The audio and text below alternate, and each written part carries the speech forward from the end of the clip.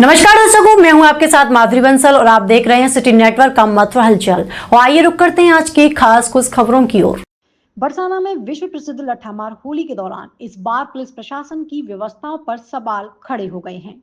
श्रद्धालुओं एवं पर्यटकों की भारी भीड़ के बीच सुरक्षा इंतजाम तो किए गए, लेकिन स्थानीय निवासियों को अपने ही घरों तक जाने से रोक दिया गया, जिससे लोगों में आक्रोश देखने को मिला। स्थानीय लोगों का आरोप है कि पुलिस द्वारा कई रास्तों को पूरे तरीके से बंद कर दिया गया है, जिसके कारण उन्हें घंटों बाहर इंतजार करना पड़ा। कई परिवारों ने बताया कि पहचान पत्र दिखाने के बावजूद भी उन्हें प्रवेश नहीं दिया गया, जिससे बुजुर्ग, महिलाओं और बच्चों को काफी परेशानियों का सामना करना पड़ा।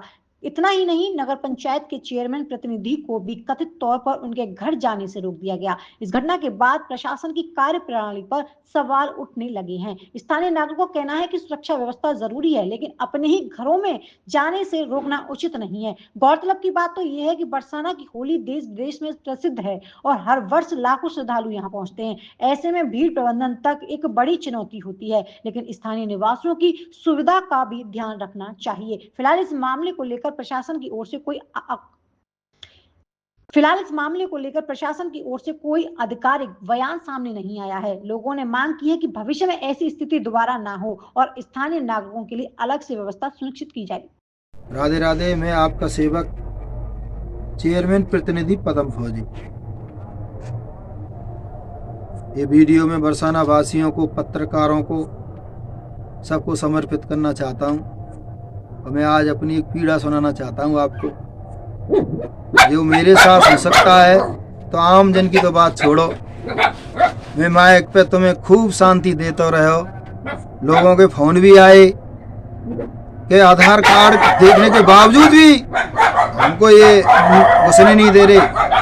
फौजी साहब, मैं फिर भी तसल्ली देता रहो और आज मेरी ही गाड़ी रोक ली, मुझे ही अंदर न घुसने दियो। बैरियर नंबर 22 जो करेला रोड गंगा देवी के निकट है। एक सीओ साहब थे, मुझे नहीं पता है, तो कमांडर होंगे। एक कोई पुलिस वाला है, उसने बदतमीजी से बोल रहा था, कोई नौजिल फौजिल का बोल रहा है। उसने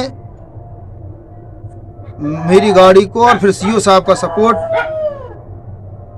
गाड़ी को रोक लिया गया और मैं गाड़ी को वापस लेके आ गया। पर उस बीच दौरान जब मैंने सीओ साहब से बात करी तो उनका एक अटपटा कहना, उसी बात पे हमारी थोड़ी सी तू में हुई।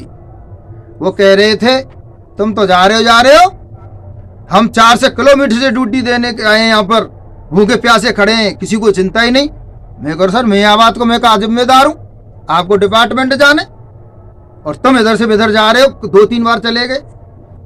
जीएलए थे, बच्ची आई थी, ट्रैफिक में फंसी, उनको छोड़ के आए और कह हमारे ग्राउंड से जा रहे थे। मैं यहाँ चीजें सोच रहा हूँ, जब मेरे साथ ऐसा कहे तो औरों की बात ही छोड़ो। अब चिंता मुझे ये सता रही है, कल जो हीरालाल जी ने खबर डाली थी या लठामार होली ग्रुप पे कि सीबीएसई बोर्ड और यूपी बोर्ड के बच्चियों के पेपर हैं, उनकी हालत क्या होगी मुझे नहीं पता लग रहा। मेरा तो मेलो सो है और ये मंगलवार है। शायद वो पीड़ा जो बरसाना वासियों की जो अब मुझे पता लग रही है, रियलिटी में जो मुझे रोक सके, चेयरमैन की गाड़ी रोक सके, जो मैं इतना जो मतलब व्यवस्था देख रहा हूँ, मेरी ड्यूटी, मैंने बोला मैं फौजी आदमी हूँ, सियाचिन ग्लेशियर तक काटा है, मुझे तुम ड्यूटी का बता रहे, तो बड़ी पीड़ा है मुझको। तो मैं तो आप सबको समर्पित कर रहा हूँ। मैंने हर बार बोला है, पहले भी मेरे साथ हुआ था। सीओ साहब में वर्तमान होने वाला, तू तो प्रतिनिधि है।